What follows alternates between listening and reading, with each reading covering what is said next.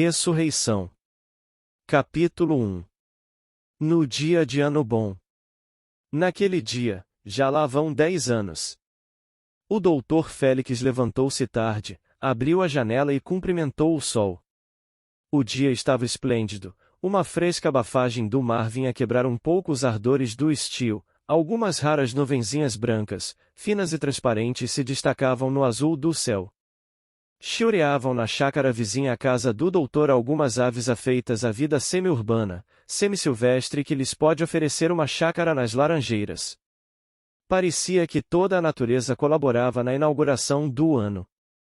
Aqueles para quem a idade já desfez o viço dos primeiros tempos, não se terão esquecido do fervor com que esse dia é saudado na meninice e na adolescência. Tudo nos parece melhor e mais belo, fruto da nossa ilusão, e alegres com vermos o ano que desponta, não reparamos que ele é também um passo para a morte. Teria esta última ideia entrado no espírito de Félix, ao contemplar a magnificência do céu e os esplendores da luz? Certo é que uma nuvem ligeira pareceu toldar-lhe a fronte. Félix embebeu os olhos no horizonte e ficou largo tempo imóvel e absorto, como se interrogasse o futuro ou revolvesse o passado. Depois, fez um gesto de tédio, e parecendo envergonhado de se ter entregue à contemplação interior de alguma quimera, desceu rapidamente à prosa, acendeu um charuto, e esperou tranquilamente a hora do almoço. Félix entrava então nos seus 36 anos, idade em que muitos já são pais de família, e alguns homens de estado. Aquele era apenas um rapaz vadio e desambicioso. A sua vida tinha sido uma singular mistura de elegia e melodrama. Passará os primeiros anos da mocidade a suspirar por coisas fugitivas, e na ocasião em que parecia esquecido de Deus e dos homens, caiu-lhe nas mãos uma inesperada herança, que o levantou da pobreza. Só a providência possui o segredo de não aborrecer com esses lances tão estafados no teatro. Félix conhecera o trabalho no tempo em que precisava dele para viver, mas desde que alcançou os meios de não pensar no dia seguinte, entregou-se corpo e alma à serenidade do repouso. Mas entenda-se, que não era esse repouso aquela existência apática e vegetativa dos ânimos indolentes, era, se assim me posso exprimir, um repouso ativo, composto de toda a espécie de ocupações elegantes e intelectuais que um homem na posição dele podia ter. Não direi que fosse bonito, na significação mais ampla da palavra, mas tinha as feições corretas, a presença simpática, e reunia a graça natural à apurada elegância com que vestia. A cor do rosto era um tanto pálida, a pele lisa e fina. A fisionomia era plácida e indiferente, mal alumiada por um olhar de ordinário frio, e não poucas vezes morto. Do seu caráter e espírito melhor se conhecerá lendo estas páginas e acompanhando o herói por entre as peripécias da singelíssima ação que empreendo narrar. Não se trata aqui de um caráter inteiriço nem de um espírito lógico e igual a si mesmo, trata-se de um homem complexo, incoerente e caprichoso, em quem se reuniam opostos elementos, qualidades exclusivas, e defeitos inconciliáveis.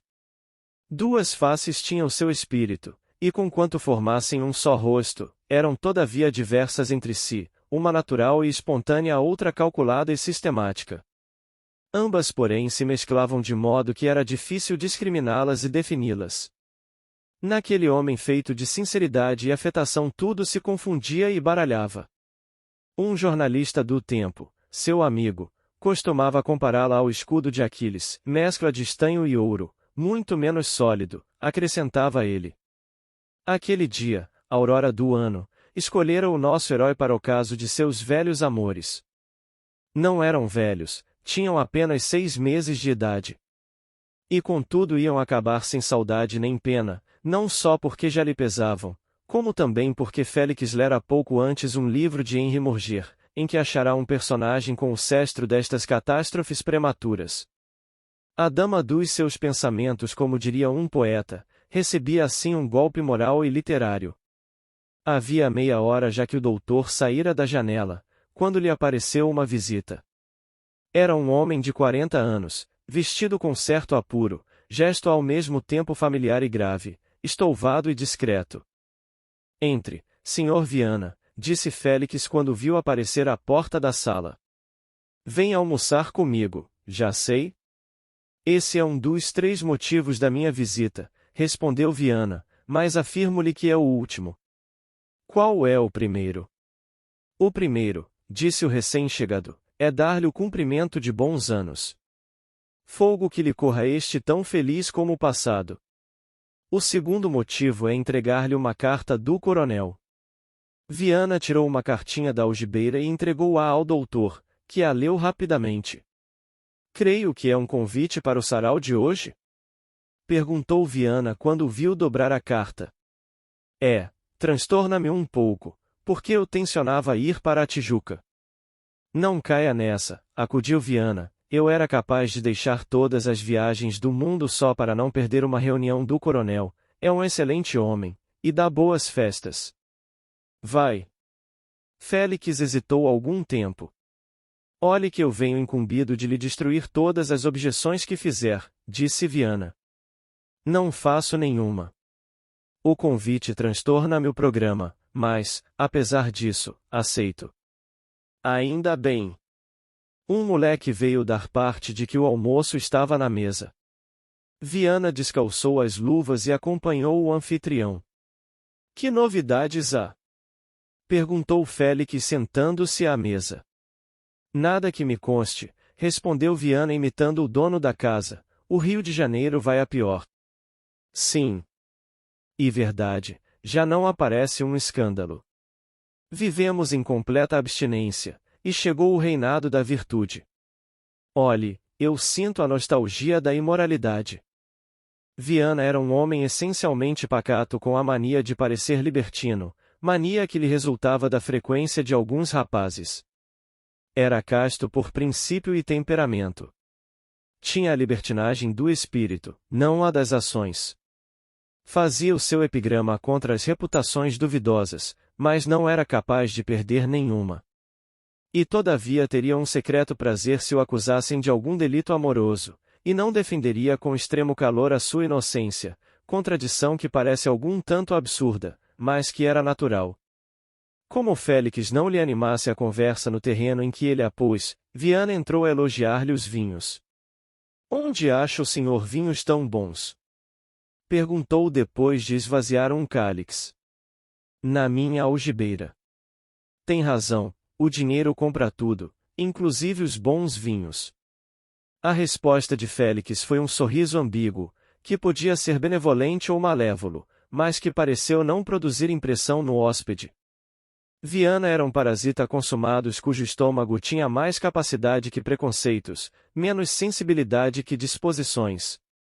Não se suponha, porém, que a pobreza o obrigasse ao ofício, possuía alguma coisa que herdara da mãe, e conservara religiosamente intacto, tendo até então vivido do rendimento de um emprego de que pedirá demissão por motivo de dissidência com o seu chefe. Mas estes contrastes entre a fortuna e o caráter não são raros. Viana era um exemplo disso. Nasceu parasita como outros nascem anões. Era parasita por direito divino. Não me parece provável que houvesse lido Sá de Miranda, todavia, punha em prática aquela máxima de um personagem do poeta, e boa cara, bom barrete e boas palavras. Custam pouco e valem muito. Chamando-lhe parasita não aludo só à circunstância de exercer a vocação gastronômica nas casas alheias. Viana era também o parasita da consideração e da amizade, o intruso polido e alegre, que, à força de arte e obstinação, conseguia tornar-se aceitável e querido, onde a princípio era recebido com tédio e frieza, um desses homens metediços e dobradiços que vão a toda a parte e conhecem todas as pessoas, boa cara, bom barrete, boas palavras. Parecendo-lhe que Félix estaria preocupado, Viana entendeu não dizer palavra antes de achar ocasião oportuna. Veio o café, e o primeiro que rompeu o silêncio foi o doutor. Viana aproveitou habilmente o ensejo para reatar o fio dos louvores, tão asperamente quebrado pelo dono da casa. Não lhe elogiou desta vez os vinhos, mas as qualidades pessoais, afirmou-lhe que ninguém era mais querido na casa do Coronel Moraes, e que ele próprio não se recordava de pessoa a quem mais estimasse neste mundo. O senhor é tão feliz a este respeito, terminou o hóspede, que até as pessoas que o não veem há muito conservam em toda a integridade o afeto que o senhor lhes inspirou. Adivinha de quem lhe falo? Não. Bem, sabê-lo-á de noite, lá verá em casa do coronel uma pessoa que o admira, e que o não vê há muito. Sejamos francos, é minha irmã Lívia. Admira-me isso, porque eu apenas a vi 2 vezes. Não é possível, insistiu Viana. Lembra-me que eu mesmo os apresentei um ao outro. Se não me engano foi em Dia da Glória, há 2 anos. Eu descia o outeiro, continuou Félix, quando os encontrei. Estivemos parados 5 minutos. À noite encontramo-nos em um baile, cumprimentamo-nos apenas e nada mais. Só isso? Nada mais. Nesse caso, concluiu Viana, cuido que o senhor possui o segredo de fascinar as moças, só com 5 minutos de conversa e um cumprimento de sala. Minha irmã fala muito no senhor, pelo menos depois que veio de Minas. Ah! Ela esteve em Minas?